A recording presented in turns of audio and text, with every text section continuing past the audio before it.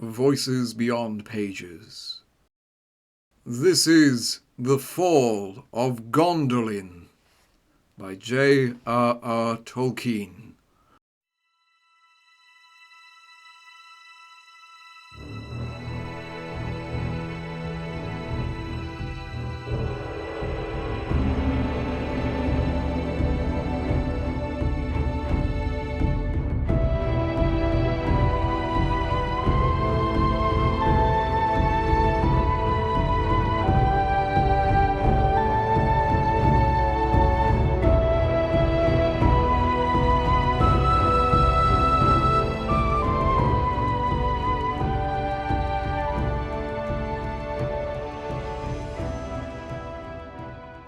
Then spoke Ulmo also to Tuor some of his design and desire, but thereof Tuor understood little at that time, and feared greatly.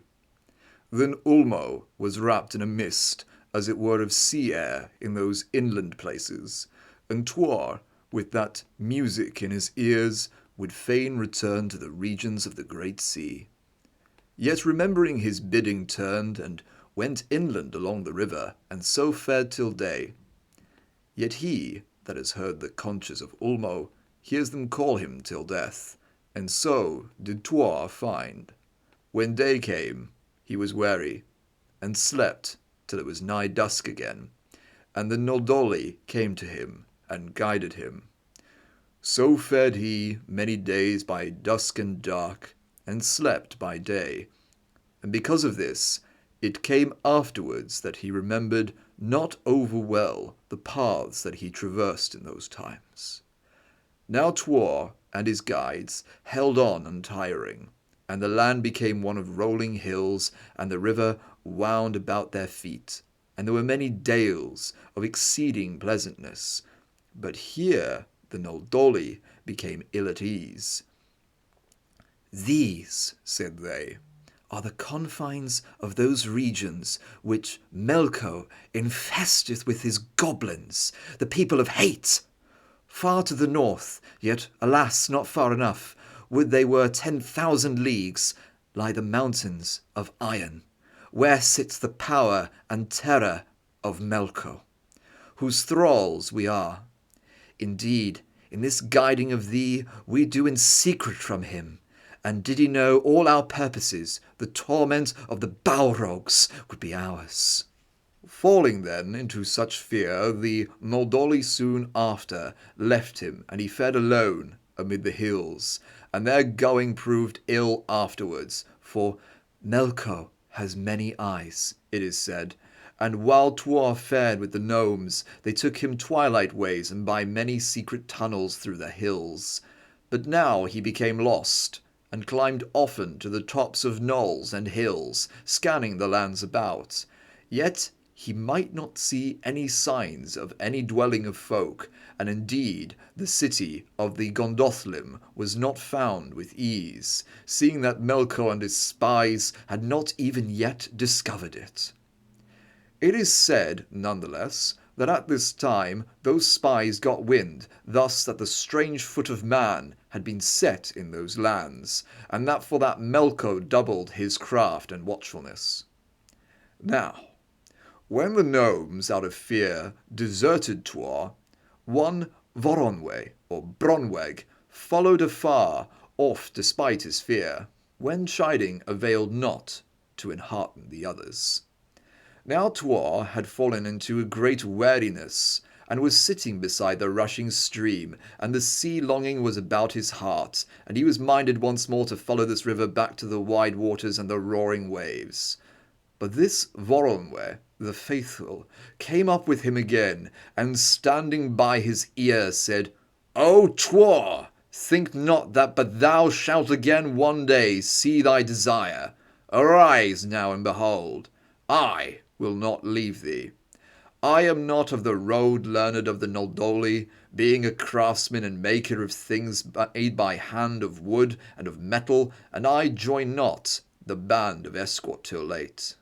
Yet of old have I heard whispers and sayings, said in secret amid the weariness of thraldom, concerning a city where Noldor might be free, could they find the hidden way thereto. And we twain may without a doubt find a road to the city of stone, where is that freedom of the Gondolin. Know then that the Gondolin were that kin of the Noldor who alone escaped Melkor's power when, at the Battle of Unnumbered Tears, he slew and enslaved their folk, and wove spells about them, and caused them to dwell in the hells of iron, faring thence at his will and bidding alone. Long time did Tuor and Voronwe seek for the city of that folk, until after many days they came upon a deep dale amid the hills. Here went the river over a very stony bed with much rush and noise, and it was curtained with a heavy growth of alders. But the walls of the dale were sheer, for they were nigh to some mountains which Voronwe knew not. There, in the green wall, that gnome found an opening like a great door with sloping sides, and this was cloaked with thick bushes and long tangled undergrowth. Yet Voronwe's piercing sight might not be deceived. Nonetheless, it is said that such a magic had its builders set about it, by aid of Ulmo, whose power ran in that river, even if the dread of Melko feared upon its banks, that none, save of the blood of the Noldor, might light on it thus by chance. Nor would Tuor have found it ever, but for the steadfastness of that gnome, Voronwe. Now, the Gondolin made their abode thus secret out of dread of Melko. Yet even so, no few of the braver Noldor would slip down the river Sirion from those mountains, and if many perished so by Melkor's evil, many finding this magic passage came at last to the city of stone, and swelled its people. Greatly did Tuor and Voronwe rejoice to find this gate. Yet entering, they found there a way dark, rough going, and circuitous, and long time they travelled faltering within its tunnels. It was full of fearsome echoes, and there a countless stepping of feet would come behind them, so that Voronwe became adread, and said, "It is Melkor's goblins, the orcs of the hills." Then they would run, falling over stones in the blackness, till they perceived it was but the deceit of the place. Thus did they come, after it seemed a measureless time of fearful going, to a place where a far light glimmered, and, making for this gleam, they came to a gate like that by which they had entered, but in no way overgrown. Then they passed into the sunlight, and could for a while see naught. But instantly a great song sounded, and there was a clash of armour, and behold, they were surrounded by warriors in steel. Then they looked up, and could see. Lo! They were at the foot of steep hills, and these hills made a great circle wherein lay a wide plain, and set therein, not rightly at the midmost, but rather nearer to that place where they stood, was an even greater hill, with a level top, and upon that summit rose a city, in the new light of the morning. Then Voronwe spoke to the guard of the Gondolin, and his speech they comprehended, for it was the sweet tongue of the gnomes. Then spoke Tuor also, and questioned where they might be, and who might be the folk in arms who stood about, for he was in amazement, and wondered much at the goodly fashion of their weapons. Then it was said to him by one of that company, "We are the guards of the issue of the way of escape. Rejoice that ye have found it, for behold before you the city of 7 names, where all who war with Melkor may find hope." Then Tuor said, "What be those names?" And the chief of the guard made answer, "It is said and it is sung, Gondobar I am called, and Gondolinbar, city of stone, and city of the dwellers in stone. Gondolin, the stone of song, and Gwerestrin am I named, the tower of guard, Gar Thurion, or the secret place, for I am hidden from the eyes of Melko. But they who love me most greatly call me Loth, for like a flower am I, even Lothingriol, the flower that blooms on the plain. Yet, said he, In our daily speech we speak, and we name it mostly Gondolin. Then said Voronwe, bring us thither, for we fain would enter. And Tuor said that his heart desired much to tread the ways of that fair city. Then said the chief of the guard that they themselves must abide here, for there were yet many days of their moon of watch to pass, but that Voronwe and Tuor might pass unto Gondolin, and moreover that they would need thereto no guide, for, lo, it stands fair to see and very clear, and its towers prick the heavens above the hill of watch in the midmost plain. Then Tuor and his companion fared over the plain that was of a marvellous level, broken but here and there by boulders round and smooth, which lay amid a sward, and by pools in rocky beds. Many fair pathways lay across that plain, and they came after a day's light march to the foot of the Hill of Watch, which is in the tongue of the Noldor Amon Gwareth. Then did they begin to ascend the winding stairways which climbed up to the city gate, nor might any one reach that city save on foot, and espied from the walls. As the westward gate was golden in the last sunlight did they come to the long stairs' head, and many eyes gazed upon them from the battlements and towers. But Tuor looked upon the walls of stone, and the uplifted towers, upon the glistering pinnacles of the town, and he looked upon the stairs of stone and marble, bordered by slender balustrades, and cooled by the leap of thread-like waterfalls, seeking the plain from the fountains of Amon Gwareth.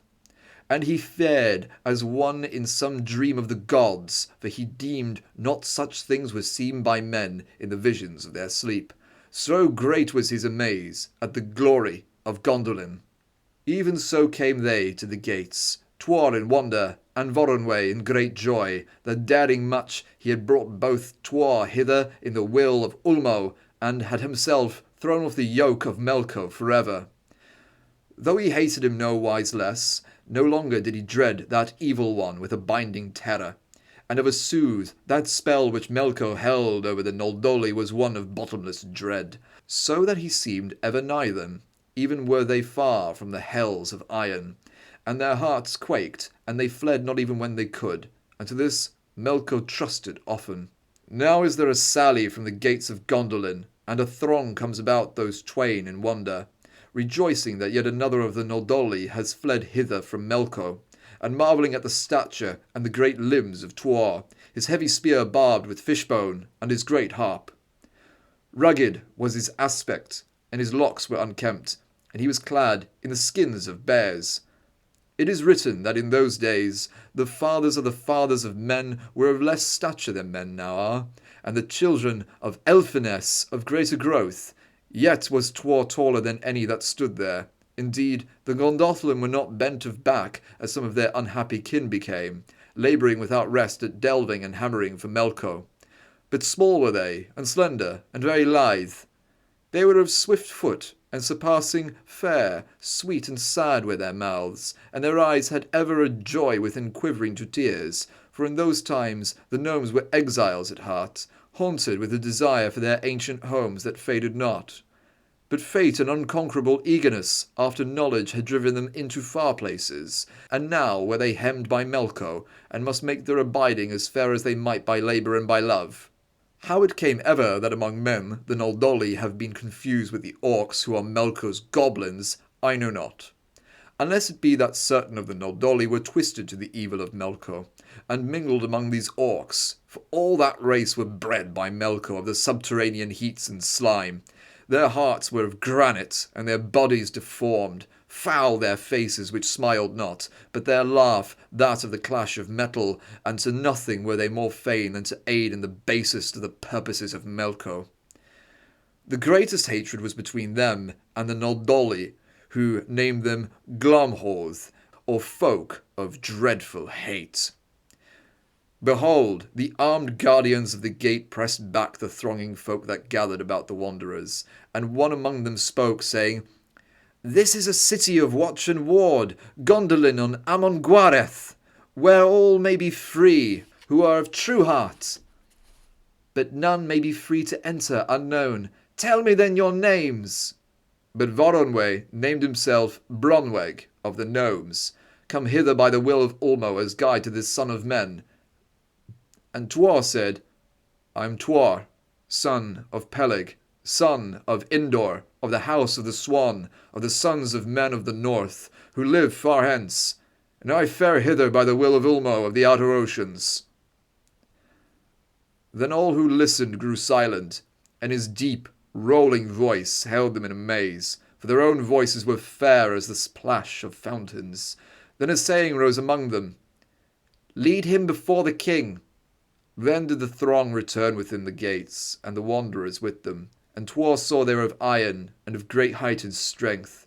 Now the streets of Gondolin were paved with stone and wide, curbed with marble, and fair houses and courts, amid gardens of bright flowers, were set about the ways, and many towers of great slenderness and beauty, built of white marble, and carved most marvellously rose to the heaven.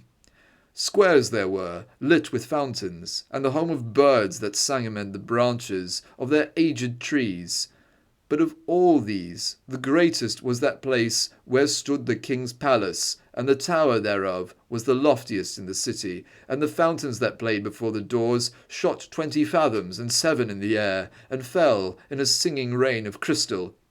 Therein did the sun glitter splendidly by day, and the moon most magically shimmered by night.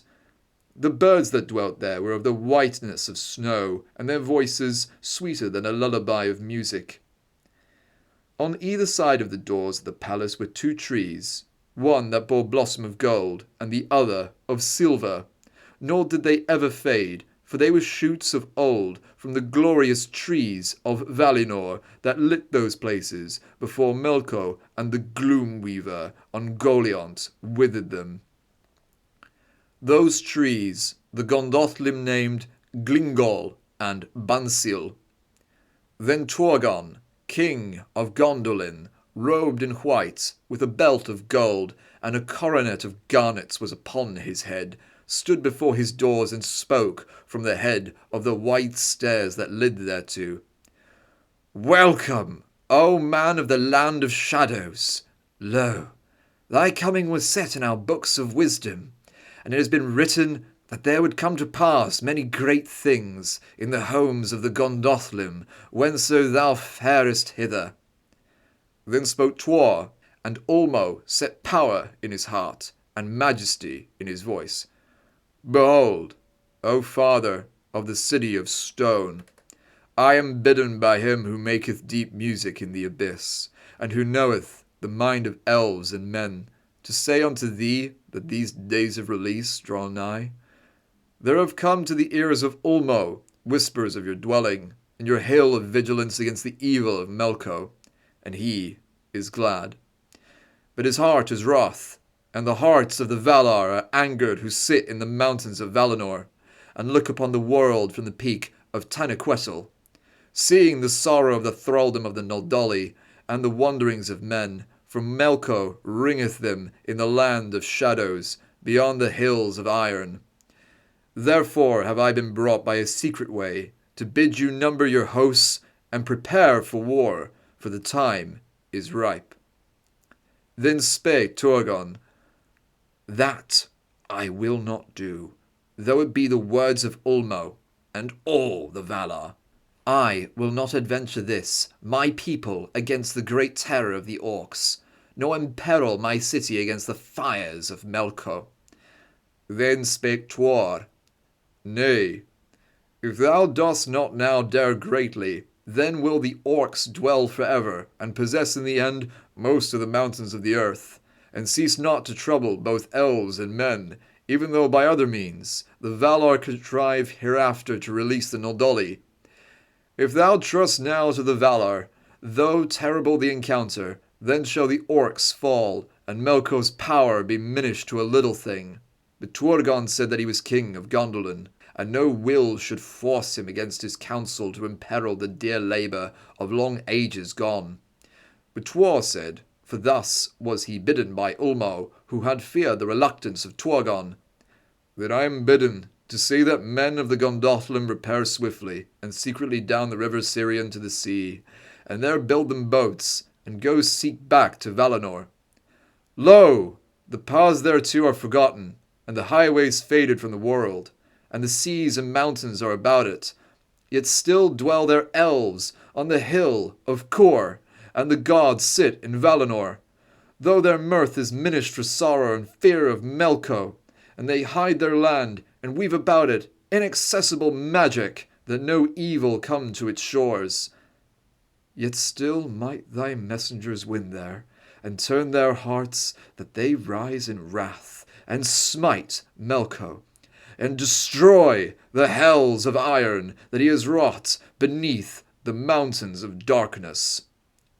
Then spake Turgon, every year at the lifting of winter have messengers repaired swiftly, and by stealth down the river that is called Sirion, to the coasts of the great sea. And there builded them boats, whereto have swans and gulls been harnessed, or the strong wings of the wind, and these have sought back beyond the moon and sun to Valinor. But the paths thereto are forgotten, and the highways faded from the world, and the seas and mountains are about it, and they that sit within it mirth reck little of the dread of Melko, or the sorrow of the world, but they hide their land, and weave about it inaccessible magic, as you say, that no tidings of evil come ever to their ears. Nay, enough of my people have for years untold gone out to the wide waters, never to return, but have perished in the deep places, or wander now lost in the shadows that have no paths. At the coming of next year no more shall fare to the sea, but rather will we trust to ourselves and our city for the warding off of Melko, and thereto have the Valar been of scant help aforetime.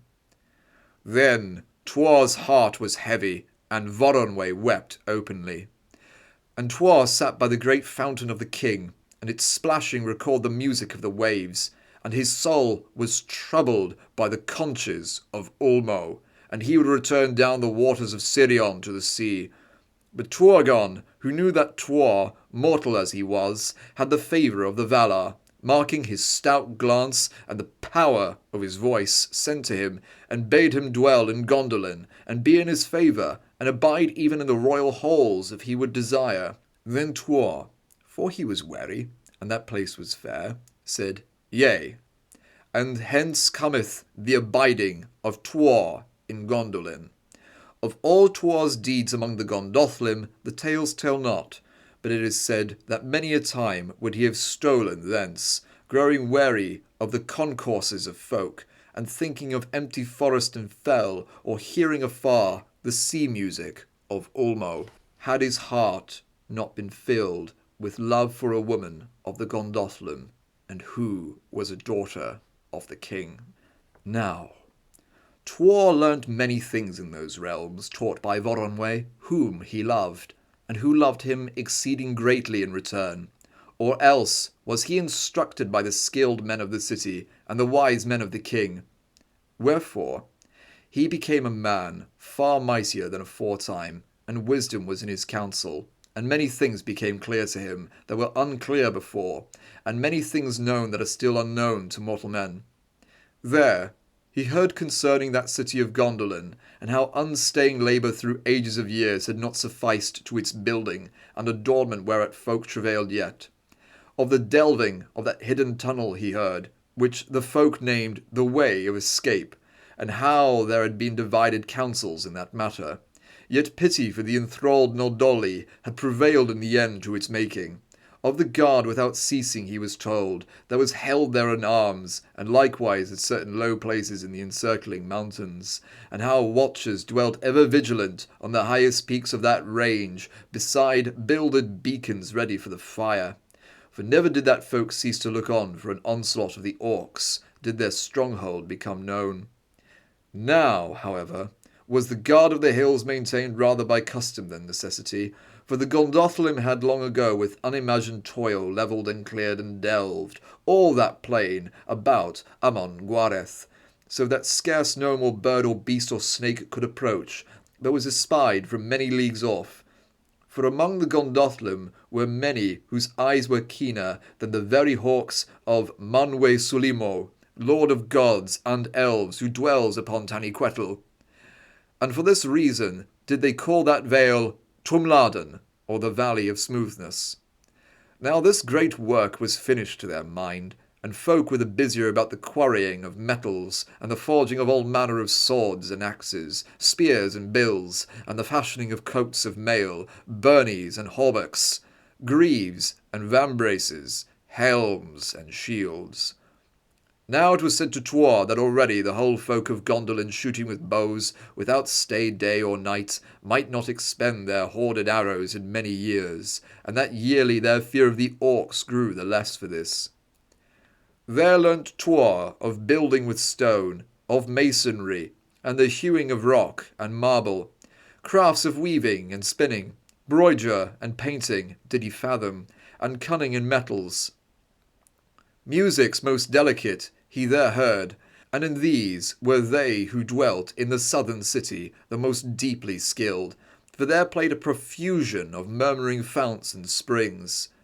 Many of these subtleties Tuor mastered, and learned to entwine with his songs to the wonder and heart's joy of all who heard. Strange stories of the sun and moon and stars, of the manner of the earth and its elements, and of the depths of heaven were told to him, and the secret characters of the elves he learnt, and their speeches and old tongues, and he heard tell of Ilúvatar, the Lord for always, who dwelleth beyond the world, of the great music of the Ainur about Ilúvatar's feet in the uttermost deeps of time, the Ainur Lindale, whence came the making of the world and the manner of it, and all therein and their governance. Now for his skill and his great mastery over all lore and craft whatsoever, and his great courage of heart and body, did Tuor become a comfort and stay to the king, who had no son, and he was beloved by the folk of Gondolin. Upon a time the king caused his most cunning artificers to fashion a suit of armour for Tuor as a gift, and it was made of gnome steel, overlaid with silver, but his helm was adorned with a device of metals and jewels likened to two swan wings, one on either side, and a swan's wing was wrought on his shield, but he carried an axe rather than a sword, and this in the speech of the Gondolin he named Dramboleg, for its buffet stunned and its edge clove all armour. A house was built for him upon the southern walls, for he loved the free airs, and liked not the close neighbourhood of other dwellings. There it was his delight often to stand on the battlements at dawn, and folk rejoiced to see the new light catch the wings of his helm, and many murmured and would fain have backed him into battle with the orcs, seeing that the speeches of those two, Tuor and Turgon, before the palace were known to many. But the matter went not further for reverence of Turgon, and because at this time, in Tuor's heart, the thought of the words of Ulmo seemed to have grown dim and far off. Hello, listeners. Well, I guess this isn't much a face reveal, so to speak, more of just a, oh my god, he's got an actual voice. He doesn't just sound like that all the time. Oh my word, what is this witchcraft? But yeah, that's what this kind of is. I mean, sort of, but not really. No particular reason. But I actually really do just want to say a very, very heartfelt thank you to all of you who are listening in so prodigiously each and every single time that there is an upload. And indeed, if you are listening to this message, it means that you are so prodigious that you have reached the very end of a Fall of Gondolin video, which I think is a bit of an achievement, really. So, pat on the back. Well done, you. I'm so proud of you. But here's to the future, is what I'm going to say. Here's to the future, because I would like to keep doing this, and your support honestly means the world to me, and all of your lovely comments too. All, just bare handful of you that leave comments. It's always so, so wonderful and welcome. I appear to be helping some people actually read books, which is really nice. That wasn't something I was expecting, but I'm utterly delighted that that's an outcome that's been achieved to an extent. So indeed, sincerely hoping that we can do more of this for a very, very long time to come, as long as there are books being written and as long as I can keep doing funny voices. That is for how long I would like to be able to do this. So, indeed, a very, very heartfelt thank you. This is from Voices Beyond Pages.